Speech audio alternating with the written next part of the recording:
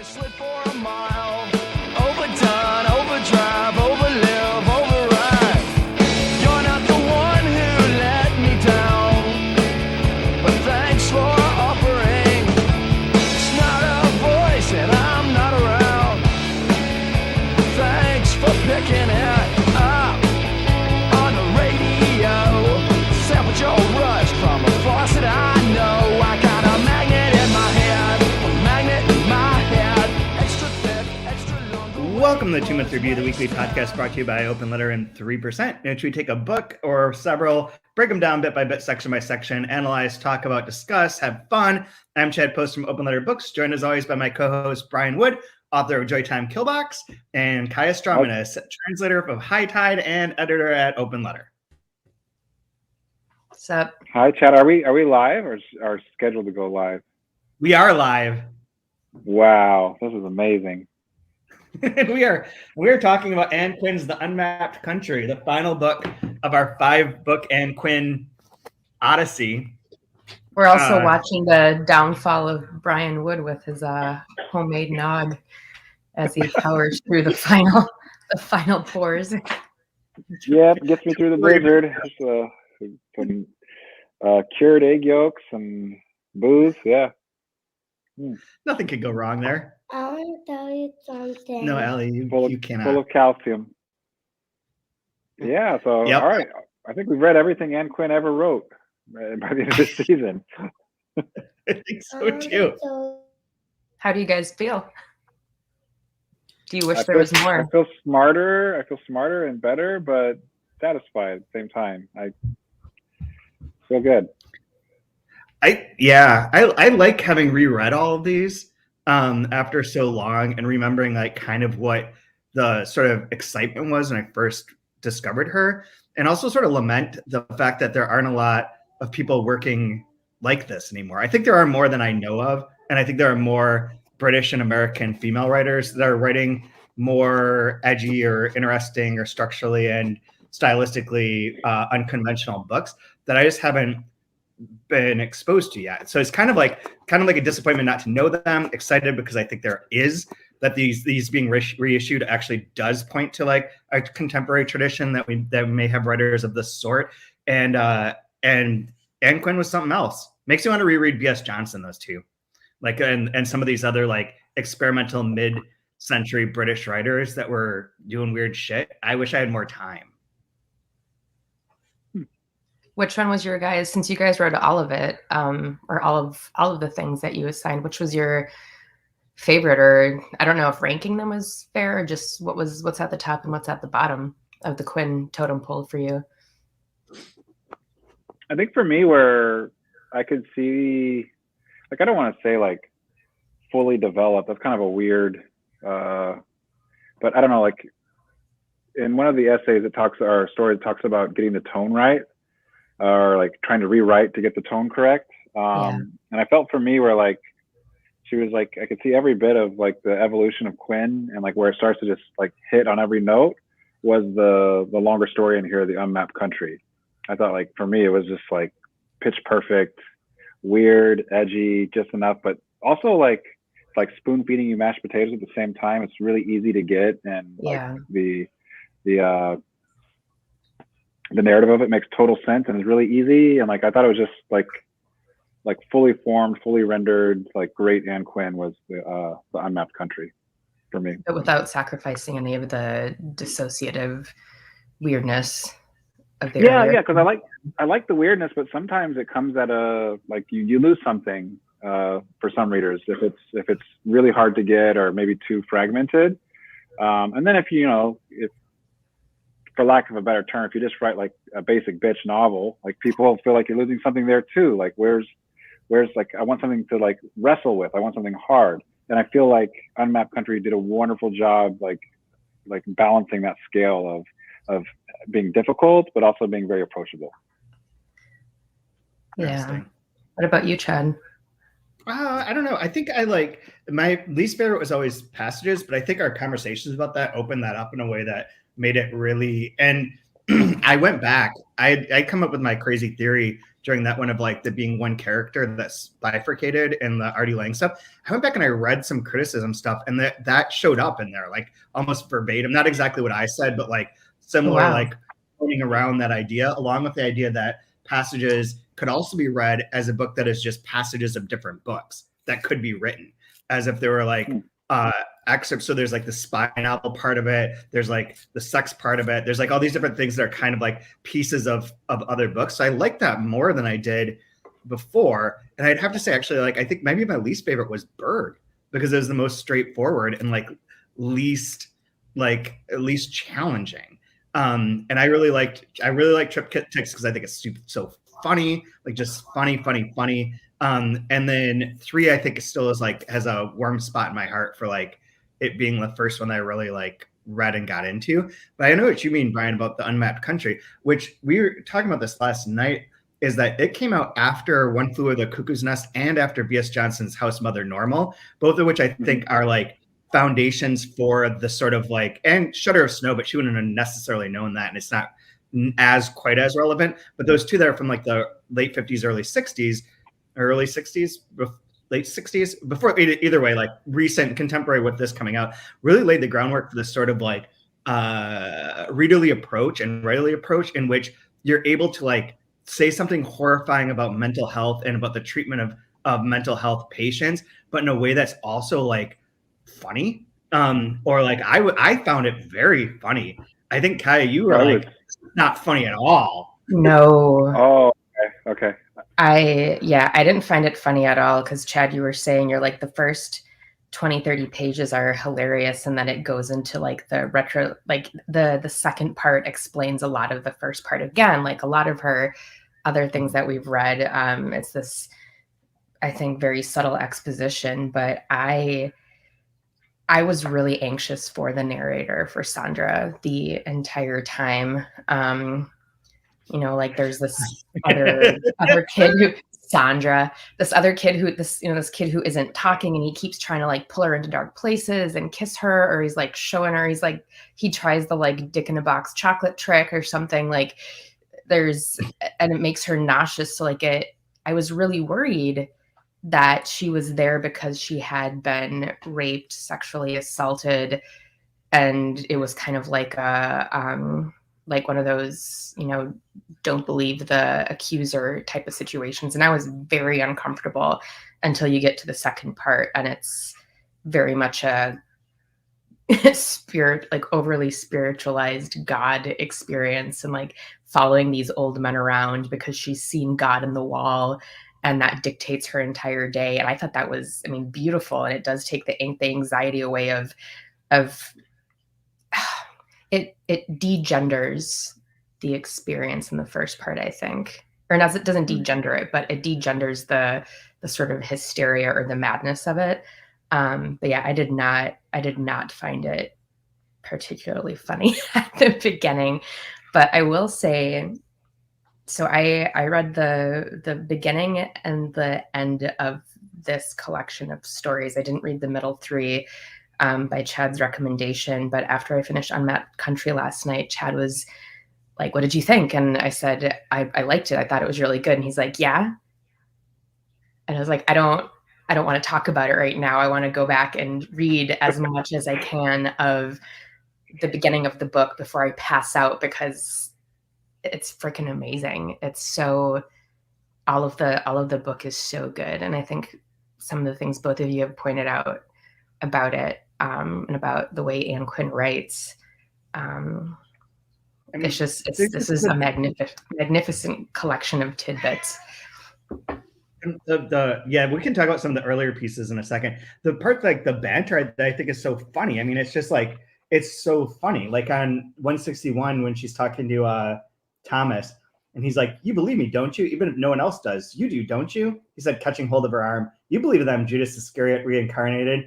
I have positive proof. The evidence is all in my book. At least it will be when I've written it. And God is Mrs. Carr, and my friend Bob is Jesus Christ." What are you going to call your book, Thomas? God's joke. And then later on, another God joke is on 172 when she's like, he had visions. A God talking about Blake, William Blake had visions. A God who laughed, belched, snorted, and picked his nose. Her God had been straight out of Blake, long snowy beard and snowy locks, and in his face every conceivable landscape. That's a funny face, Sandra. It's God. Looks like a lump of shit to me. These are fun bits. I could like going back and after reading the second part and sort of understanding, or not understanding, but getting a better idea of the source of her madness and the progression of the madness. I love on 191 where she's like, how can you say Annie Carr is God, Thomas? I mean, look at her. Just look at her. She's like, this is the woman who's like dipping her nipples in gravy and like taking off her nightie and stuff like that. There's also, I mean, I love we could talk more about the Artie Lang aspects of some of this, but I also love the simple line of I mean, when she's talking about how they believe that the therapist is human. I know that the therapist is human. I know because he farted today. Like, I mean, when you hear a fart and smell a fart, then you know a man's a man and he's human. This is a good life. This is a good life lesson.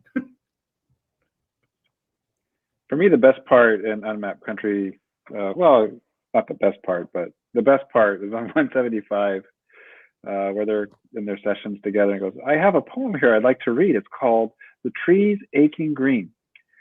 When the trees move, we don't want to hear any of your crappy poems. Yes. Trees begin to walk. I want to know when I can go home. Naked, I stand in the roof. Imagine him naked. Ah! All the patients laugh. Which incidentally, Universal Connection, it goes back. Chad and I just watched I Heart Huckabees a couple nights ago, and that's what Jason Schwartzman's character is always like. I wrote a poem, and they're like, "Fuck off! Like, this isn't going to solve anything."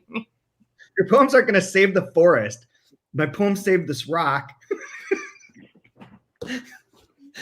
Have you seen that movie, Brian? I forgot how great that movie actually is. No, is that by that director something O. Russell? David O. Russell, yeah. I was talking about how the first movie in college. He's hashtag canceled to me, so I can't watch his stuff. So why did he get canceled? No, he's always been like a monster on set. Apparently, he yells at everyone. Yeah. Yeah, he's like a total enfant terrible. I love it. The first date I went on in college was to see Spanking the Monkey, which I had no idea what it was. It was I haven't seen that one. My first with him was Three Kings, I think.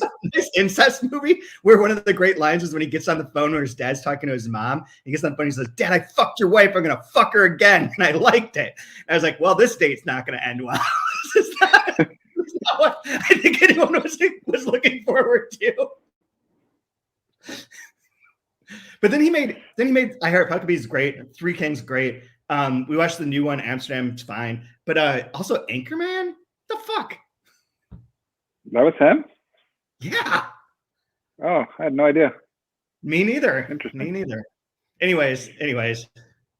But yeah, the banter and the comedy parts of it, I think, benefit from the film version of One Flew Over the Cuckoo's Nest.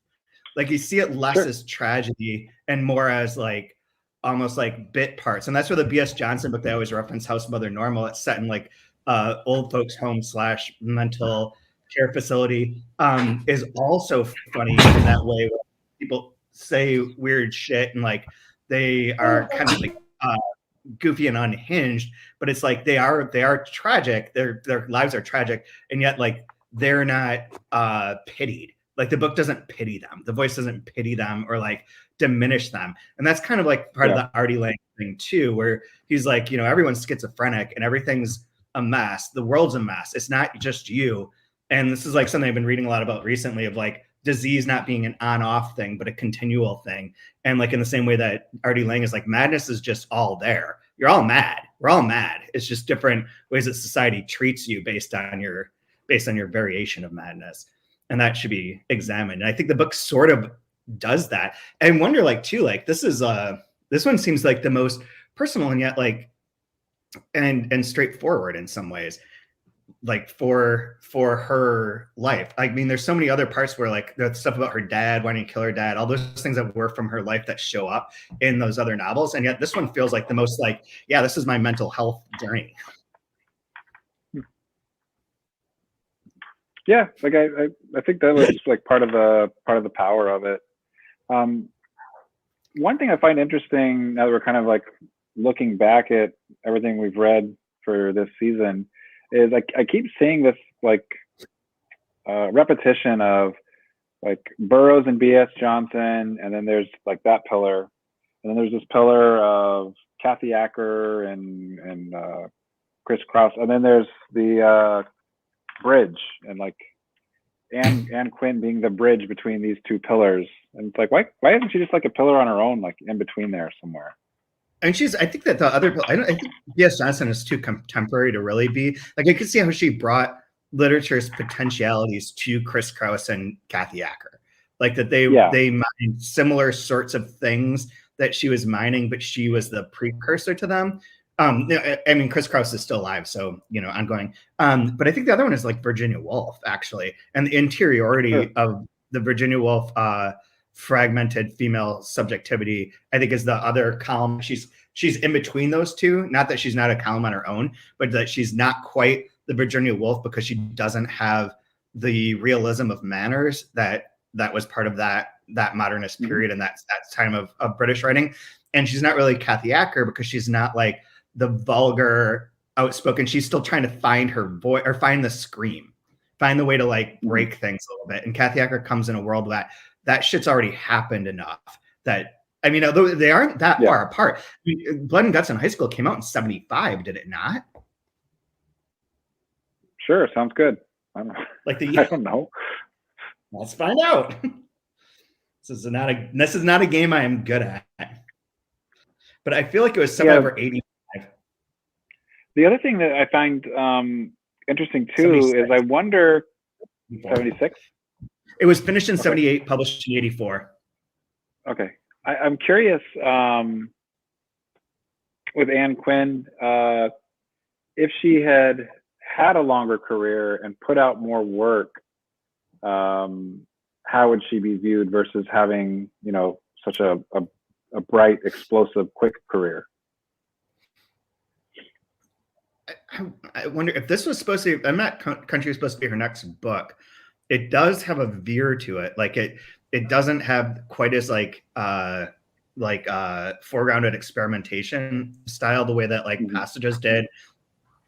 And Triptychs is kind of its own thing, separate from the others in terms of like the approach and the like various techniques that she uses. So if this is like the roadmap, towards like what her future would have been, I wonder if she would have become less like jagged and more nuanced and powerful in the way that she could have written about some of these things without having to be like the avant-garde spokesperson. I mean, British literature gets all fucked up after this though too. So she would have been writing in the Thatcher years, which would have been like both like really probably like would have suited her in terms of like the dirtiness and the unconventionality and immorality of like the characters and the sort of aesthetic behind it. But at the same time, the Thatcher era was fucking bad for a lot of these people, and for people like her, it would have been probably really horrible.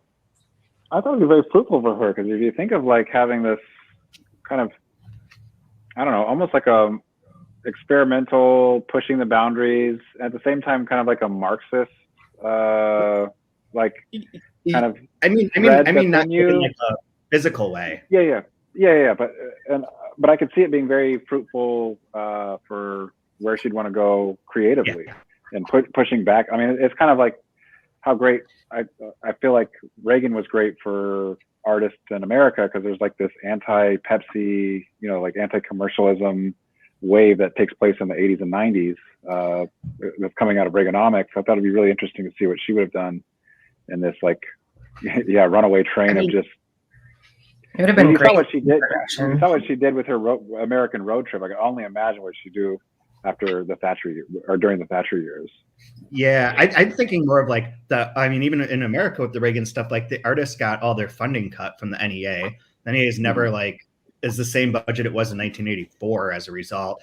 doesn't keep up with inflation, the Arts Council would never have funded her as part of the Thatcher years. So like all like the sort of like social Well, she already network jokes aspect- about it, like, I got funded once. I probably read it. I'm never gonna get funded again. I love that. I love those parts of it. Yeah. She would have been like that. Yeah, that's the part that I work because I know Calder was on like a no-fly list because of his outspokenness against Thatcher. Like all these people are like, you know, it was weird. Like it was weird shit. Like it was a culture war. The culture wars were a real thing that was like physically a war against us as well, and against people, forcing them into poverty and into bad situations. So as someone who's like already a little unstable and a drug addict and like not in the best of places, Thatcher years could have been good aesthetically and mentally breaking in some ways too. But I don't know, maybe she would have like written one big ass gigantic novel that would have been like the namesake, because none of these have like if you were to say, if someone were to say to you guys like so I've heard that you guys talked about Ann Quin, you've read all the books, which one book of hers is like the intro, the one that's like the masterpiece of hers, that is the one that everyone should read and that would stand out? There really isn't one, is there? I would say no, but I could be in the minority. I would say no too. And I wonder if that's like one of those things that as you write longer, you get that either through like retrospectively making something your masterpiece, or reaching a different level in which it's clear that this is the next evolution, the next phase. I don't know. In some ways, not to do like a clumsy sports analogy, but it almost like feels like that kind of she's like in that what if territory where like, wow, there's a lot of promise here. What if like she continued? It's like Bo Jackson with football or something. If he wasn't injured, he would have broken every record and been the most like, well, he didn't. So he's a footnote, and he's good to tell stories about him. Like, wow, you know. That was you see those highlights and it's just like, yeah. I remember him getting injured and watching that live and being like, well, that's the end of this really magical moment. Well, I think with Ann Quin, it's almost kind of, I like the shorter career in that you play those what if games, but it's just like, wow, this was like a great amount of work in a short amount of time, and she's never going to be really big and she's never going to be really famous, and that's super cool and super okay, because it's kind of fun to like have this, you don't know about Ann Quin? Oh, you should check Ann Quin out. She was doing that 40 years before anybody did this. Are you serious? So yeah, I don't know. Like I think the legend will continue because of that. Whereas if maybe she had a more extended career, it could just kind of be a more forgetful mechanical writer that's kind of like, yeah, whatever. Yeah, so she dies in 73, right? Yeah. So her entire career at the ripe age of 37. 37. What an old hag. 37. Yeah, old hag. Go swim in a river. Perimenopause. So low. Oh, Jesus Christ. Berg came out in 64. She dies in 73. So that's like 9 years. It's bonkers. 4 novels, some short stories, this uncompleted thing. It's a lot, but it's not excessive because none of the books are like 600 pages. This isn't like Joyce Carol, but it is interesting that. But the works are like, they're deep, they're layered, they're textured. It takes time to write like that. I get it. Like she's just not shaking it out super fast. But I mean, that's a really productive decade. Yeah. I thought it was interesting that she did some ghostwriting too, because I think it was that one of the stories in here was taken from was it the Australian or the New Zealand pop star that she had ghostwritten for him? Oh, something Apple, was it?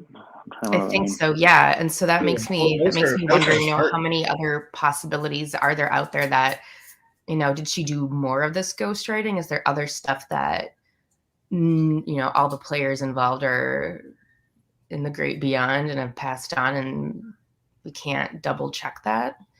But BB's second manifesto, ghostwritten for Billy Apple in around 1962. Yeah. That was her partner at the time, who's like one of those like pop I think that he, I looked it up at the beginning of this. Now I can't remember the details, but I think he was like in Manhattan and doing like kind of the Warhol-esque pop art style of things at that time. That the BB's second manifesto is one of the pieces I think in here is brilliant. Like voice driven, super funny, super like capturing that sort of artiste. So good. Well, what'd you like about it? Like one of the best, I think one of my favorite lines is, Christ, they're so mass consumed they can't even shit straight.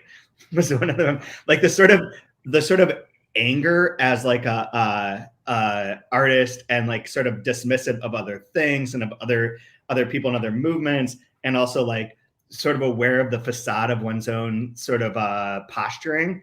That's what I feel like gets captured here in a way that's like different than the male from Triptychs, and a different version of like undercutting like the male narrative, and in a way that's like that is unique. And the fact that it was ghostwritten is one thing, but like it really feels like a different person, a different character, a different voice. The same thing, the other one that I think is really good is Motherlog, where the mom calls on the telephone and you just hear the mom's side of the conversation. That too, I think is good at like character creation of like that sort of like runaway voice. Yeah, the voice is pretty funny in BB's second manifesto. I love the this guy climbed out on my windowsill and squatted there reading poetry to me all day long till I let him in and we went to bed together. No, I'm not queer, okay? So I fucked a few fellows, but I'm not gay. Yeah, I know. Like it's like beat, like this beat generation of like, and then knowing how much she hated like On the Road at the same time, and like kind of like the beats and this like pop art stuff while making fun of it at the same time. Or now Mailer, he could get away with that. Otherwise, unless you're a genius, it's just hard work. Yeah, perhaps I'm a commie. I don't dig Marx though. At least I'm not a national fascist and all that jazz. But I rather like the idea of sharing. A few people working for me. It is that contradictory nature of artists, of like, oh, I've got this pure look, and I'm also like kind of a shit bag. Like you're here, but you don't want to be here. Yeah. Just that last line, Jesus, I'm getting out. Well, that's what Motherlog does too. Of like the Motherlog reminded me a lot of the tone in oh my god, what's the author's name? The book is called what is it? The book is called My Phantoms, and it was released. It's a UK book, and that was a UK writer that was recently released through New York Review Books. Oh god, what is her name? It's going to come to me. Gwendolyn Riley. Gwendolyn Riley writes, there's two books of hers that have been published by NYRB. One's like about a dysfunctional husband-wife relationship, and the second is about a dysfunctional relationship between a daughter and her parents, in particular her mother.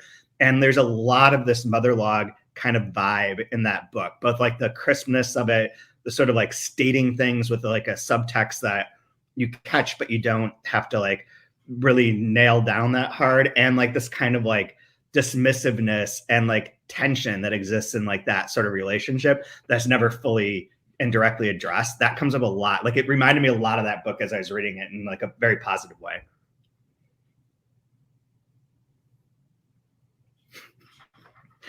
Yep. That's good Ann shit Quin for you. Ann Quin.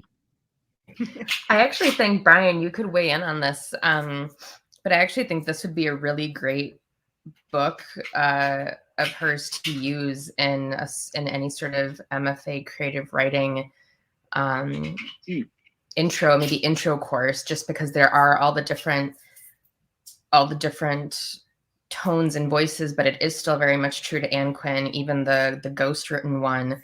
And I actually think the first story, The Nude and Seascape, after reading that, I was like, God, this sounds like something I would have wanted to write in college, where you like have this, beautiful but macabre imagery, and then kind of halfway through, you're like, he's not just like dragging this corpse around the beach, is he? Oh God, he is. He is. But then you don't get that reveal until the very end. It does sound something that I would have loved to have written or attempted to write in college in my creative writing courses.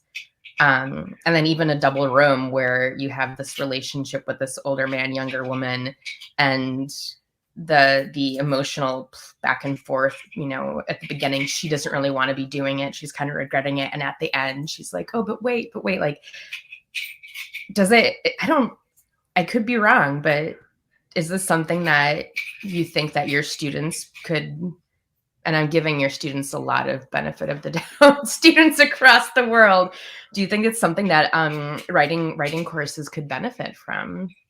Absolutely not. I don't want disconnecting myself. No, I think it's fantastic and it's great, but I don't want them to read it because I'm sick and tired of getting stories that have some sort of trick. People think you have to have a trick ending or some surprise in a story, and I just want them to like have a simple sentence and a character that wants something and like make me feel that want. Like that's all I'm trying to do, and like it's always about, oh, little did they know that they were a ghost. Like they want to do like the Sixth Sense, or they're trying to do an O. Henry story or something. Like, oh God, please don't stop making movies. Like this is a problem. Like for our culture, that guy keeps making terrible movies, and over and over again, he's infecting people. I know. Like I don't wish ill will on anybody, but imagine if he drowned right after he made his second movie. We'd be saying, wow, he was a great director. Think of what he could have been between Sixth Sense and Unbreakable. Yeah, but no, he had to just keep going on and have no just like every 3 months. And everyone's like and worse than the last. It's like no. Yeah. The one where he comes back to like the grounding of the Sixth Sense and like really has no, give up, man. Cut your losses, Universal. Just cut your losses. Man's doing fine. We don't need him. No, I think this would be great for like like at master's level. I think it would be a wonderful book to give people, especially with how like fluid and plastic it can be, but still kind of be knit together. It's cool. I forgot how funny that story that you referenced, the one with the older man, because I read most of this like when we first started. I read a bunch of the short stories just to see like the autobiographical ones, like leaving school. And some of those others, and that double room one is so funny because it is such a like, again, it like her like war against the male narrative from the jump is like of her career is spot on and like really good without being like strident and without being like where you're just like, oh, that's just like a parody or a caricature. It's like, no, it all feels a little real. That all tracks. Big ballpoint pens, grill with my bourbon and my barbecue and my gun. Was the triptychs one. There was something I was going to ask you, Brian, though, related. I was going to tell you. I had a dream that I had to teach at RIT, and the RIT was this crazy experimental institution where you didn't know where your class was. You just went and found a classroom and attended whatever you came to. So like anyone could be in any class. They could be in a physics class. They could be in a translate. They could be in anything, no idea. And you got paid $37 for each time you taught a class. Sounds about right. Yeah. So I was like, where's my class? They're like, we don't have rooms. Just go find a room and teach whoever's in there. Yeah. Sounds about right. That works. I like that. That tracks. You already get plenty of emails about, you know, how anxious the students are and stuff. I can only imagine, like, I don't know how to translate, so this is causing me a lot of anxiety. So you need to pass me or give me something to help, please. Like, I can only imagine if that was the way it worked. Yeah. What class am I in today? Yeah. I didn't prepare. I even tell people at the beginning of the semester, I don't care. Like, you don't have to send me any emails if you don't show up to class. I don't care. Like, show up, don't show up. And they still, I had a hard time sleeping last night and I took some melanins and then I overslept. And it's like, now I have to respond to this. I don't care. Like, just don't come. I don't care. Oh, why do you have to communicate? Oh my God. Now, if they could only write stories the way they write their emails. I know. Now I have to read all this. Now I have to work. Are you serious? No, it's great. It's great. Children are our future. I love teaching them. I think Ann Quin is horribly undertaught, and I can understand why, because she'd be hard to teach. I mean, there's a reason you know. Let's do Virginia Woolf, and then we'll do a little bit of Sylvia Plath, and then we'll move on to Kathy. Like, that's easier, I think. And so this would be a lot harder. Yeah, but easier because there's more material? I think easier in the same way, like when you're teaching short stories, why do you read like Chekhov and Cheever and Carver, like names that end with C? I don't know, they're just easier to teach a lesson, and like how to write or how to read. Well, that too. Or Flannery O'Connor, like you read all the Flannery O'Connor stuff, and it's just they serve it up like it's like just nice and easy to dissect it and to have people see the ingredients and how the dish is made. Mm-hmm. Whereas with Ann Quin, it'd be a lot more. It's a lot more difficult. It'd be really hard to be a lot of work. And at the end of the day, professors don't have time to do a lot of work unless they're doing like a really specialized class, right? Yeah. So is Ann Quin is less of one of those like prepared meals and more of one of those $10 grab bags you see by the self-checkout aisle where it's like you might get rice roti, you might get half a chicken. Yeah. No, because like even like with me, like there's certain stuff I would love to put on the curriculum and teach, but like the amount of work and the amount of time it's going to take up, like it just doesn't work with the schedule, unfortunately. And like if you want to teach Ann Quin, it's going to take a few weeks, like easily. And you know, you're eating, unless you're making like a very specialized class that's experimental feminist literature, or I don't know what the class would be necessarily, but like, yeah, I mean, unfortunately, I think a sweatshirt for that. Yeah. No, really, are you wearing it right now? Yeah. I'm wearing my riffraff sweatshirt. Experimental literature. There you go. Right on. You just need to put feminist on the top of it. There you go. Feminist. Yeah. Yeah, Tom. Yeah, Roberge. Why didn't you think of that one? You're all into experimental literature. You don't include feminist? Come on, man. Yeah. Hashtag cancel Tom. What the hell? Yeah. Cancel Tom. Cancel riffraff.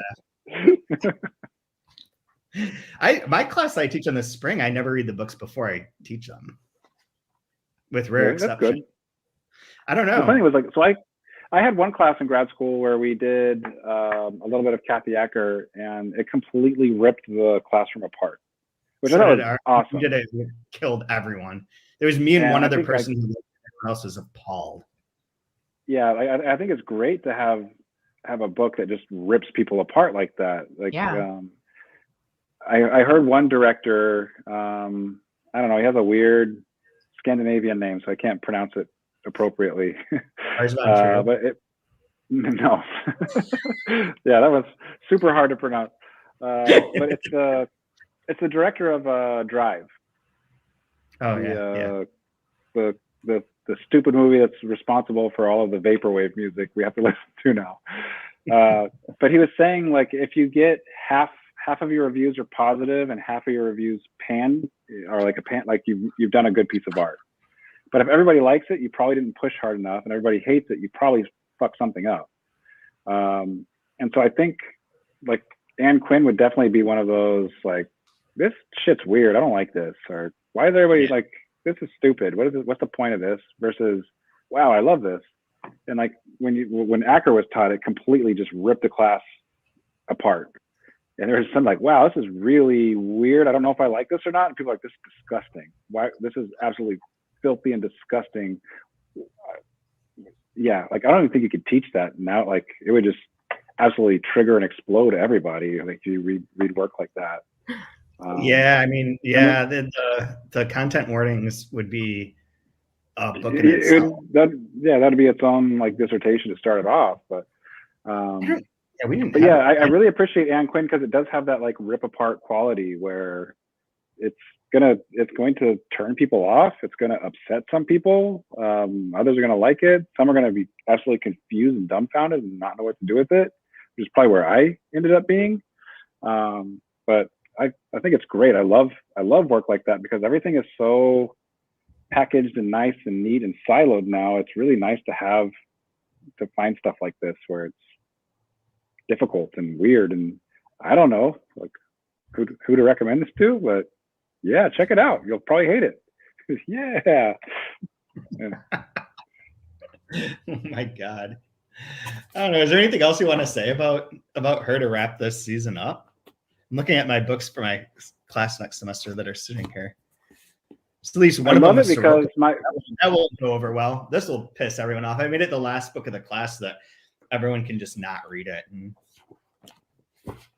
my mom always asks, "What are you reading?" Or people ask me, "What are you reading?" Because as if like I have the hack of what's good to read or something. I'm always reading random stuff, and so it's like, oh, I'm reading, like experimental British literature by Ann Quin. It's it's like very fiercely feminist and it's fun and avant-garde and confusing. And they're like, "Wow, that sounds terrible."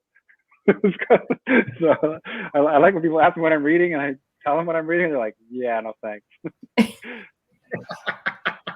Who invited Brian?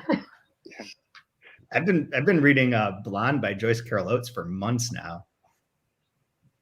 Did you watch the Netflix? Did you watch the? I've started it at least 3 times. I've fallen asleep at least 3 times. I will at some point. But I want to kind of finish the book first, which it's like 800 pages. It's really interesting.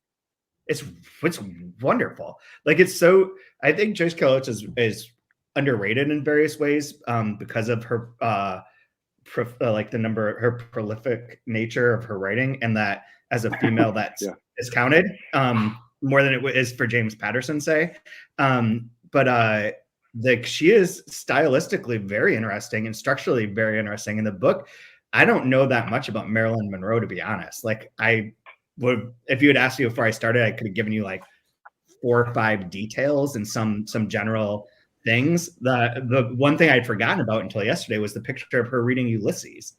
And that's part of the book is like how deep she was into like Chekhov and various other like playwrights and writers, and wasn't just like the sort of like stereotyping, but it's very interesting on how it tells a story and how it like deals with objectification and sort of the creation of these certain images within American culture at that time. Through the point where she just got divorced from quote unquote the ex-baseball player, aka Joe DiMaggio. But did she read any Arthur Miller? She is at the point where she's talking about Arthur Miller and loves Arthur Miller, but Arthur Miller's not named in the book. There's like various lacuna of names that don't exist because it's not a biography. It's a fiction about Marilyn Monroe. So there's certain things that are like elided, and Arthur Miller's next up. He's like the next chapter, I think. She should have I'm excited. Dated Henry Miller. Should have dated Henry Miller. Would have been a different outcome, I think. All the communist stuff, all that stuff. That part of Hollywood is really weird. I mean, it's very interesting. I don't know. That's a big tangent. If you want to tell someone to read something that's not experimental literature, you can just plug that. Who doesn't like reading about Marilyn Monroe? Well, you can always read the Family Circus collection. I think they're like 52 books. Or 100. Family Circus. Family Circus is the worst cartoon that's ever existed, or one of them that was printed, that was syndicated so widely. Like because just there being shitty on the big space on the page, being shitty every single day of the funny pages in the newspaper. Yeah, I honestly try really hard not to like Joyce Carol Oates, just because like if I happen to be like really into her and like it, and then you go and see the amount of work she's put out, and you're like, oh shit! Like, I don't want to get into that. I don't want to like get into that. That's just like way like there's so much other stuff I have to read and want to read or I'm behind on. And I literally went to the library because I had to write a review of her for a magazine. And I went to the library to like, you know, get a few different texts on her. And it was a shelf, an entire shelf and a half, or not a shelf, an entire bookcase and a half of just her work as you're going through the stacks. She's a stack and a half at the library with Joyce Carol. It's like, fuck me, I can't. How about this one short story she wrote? Let's do that. Okay, yeah. No, I mean, there is that one. But I think her short, like, when I was in college, I read her short story collections and fucking loved them. It was like the last time I really loved reading short story collections because they were structured in such a specific way. Like Heat is the one that I remember the best, of like how it like evolved as a theme and becomes more crazy as it goes along. I don't know. This is really getting off of Ann Quin into like a wholly different world.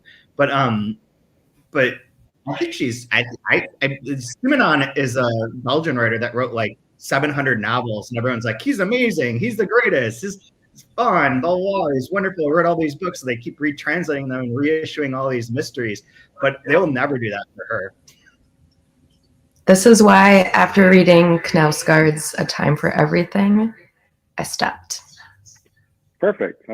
That's all. I thought it was beautiful. I thought it was an amazing book. I don't want to know anymore. Just like Ann Quin, hit it and quit it. You don't want to do the Ali Smith / Knausgaard seasons reading tour. They both wrote 4 books about each season, and they came out within the past couple of years. I'm kind of tempted to read both of them. I'm going to say no. That's okay. Going back on track, I want to point out a cool reading series of his 12 novels that are about each part of the spring, summer, winter, fall of a man's life. Do all the seasons together. And then we could drink all those beers again that were from Bell's Planets. God,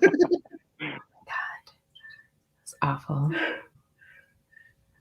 We didn't mention, but in our other podcast that no longer exists, weren't you Sandra?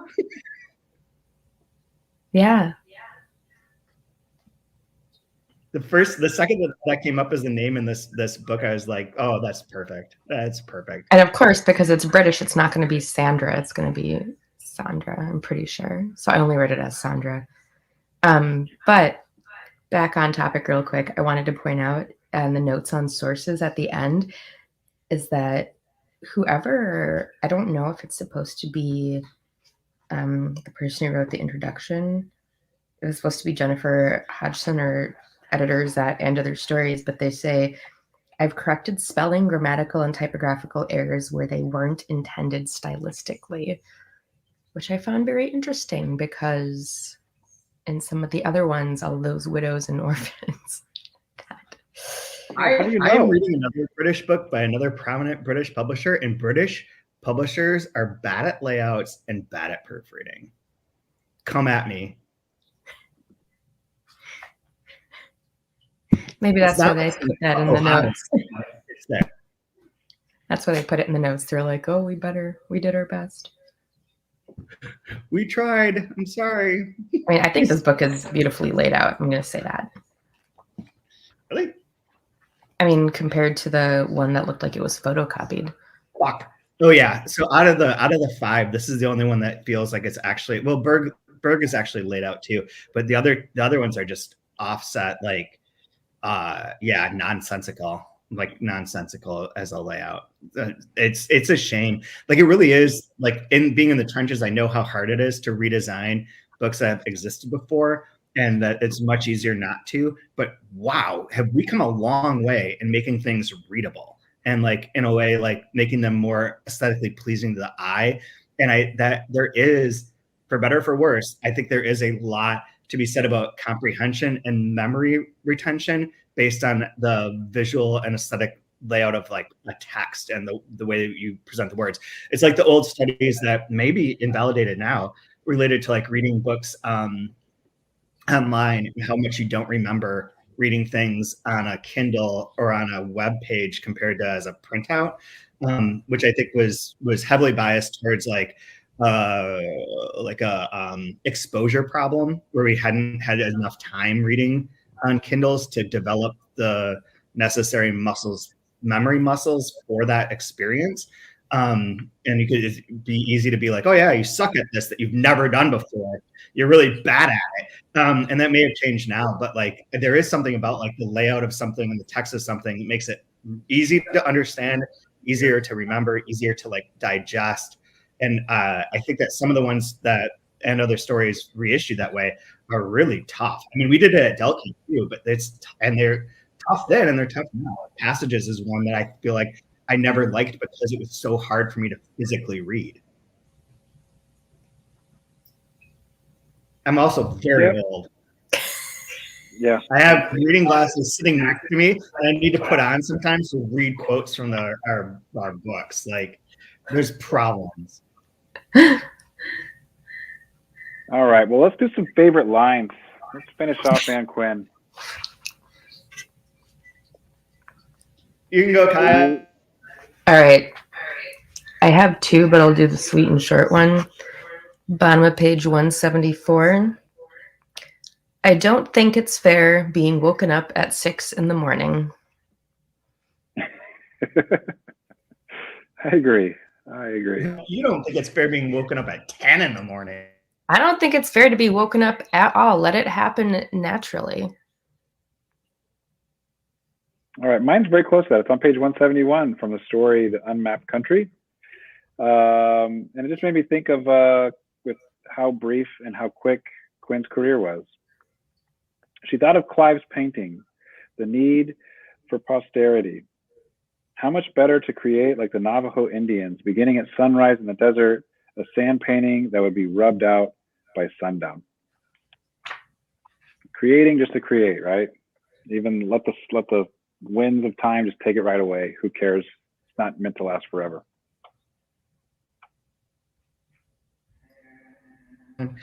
I've read so many of the ones that I really like. I'm looking for one other. I mean,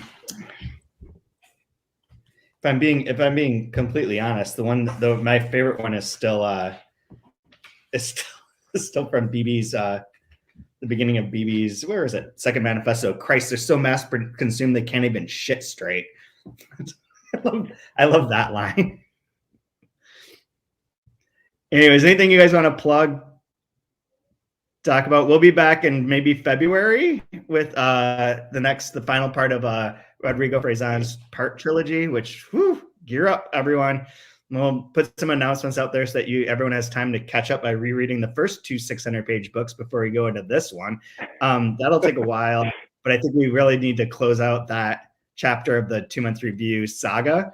And it'll be fun, and it is funny, and it is different. It's very similar for 2/3 of it, and then it's very different and has like a conclusion that will be satisfying to some and not satisfying to others, and deserves its moment in the sun since it kind of got lost amid everything else that happened within the past few years. In the meantime, you can always like support us on Patreon. You can rate us, review us, tell your friends, send emails. If you have comments, if you have suggestions, tweet us. That's all great. I do have one question for you, Brian, that's unrelated, but it's like related to plugging things. Are you caught up on Doom Patrol? No, I'm like on season 2, I think. The new season? I got a ways to go. Okay. The new season, probably the last season, maybe one of the best things I've ever seen on TV. Oh, all right. Well, I gotta finish all of my iCarly, and then as soon as I get through iCarly, I'm sure I'll be able to. I've already seen all of that iCarly. Like, you needed to have kids earlier. I don't even know what iCarly is. Just the first thing that came to mind. We watched so much iCarly and so much Step It Up and so much of Wizards of Waverly Place. All of those things, like, I'm very, very aware of the weirdness of there. I have no clue what any of that is, to be honest with you. Just wait. Isaac's getting there. He's gonna tween it out soon. Can't wait. Final words from anyone? 29, 30, 31. 3 more days to do a 12-month subscription through Open Letter Books to get 2 free books included in that subscription. So This is 12 true. If you're books. listening, take advantage. I've been signing up a lot of people to our subscriptions, mailed out Pachinko Parlor today. Thank you also to whomever came into our office and cleaned it all.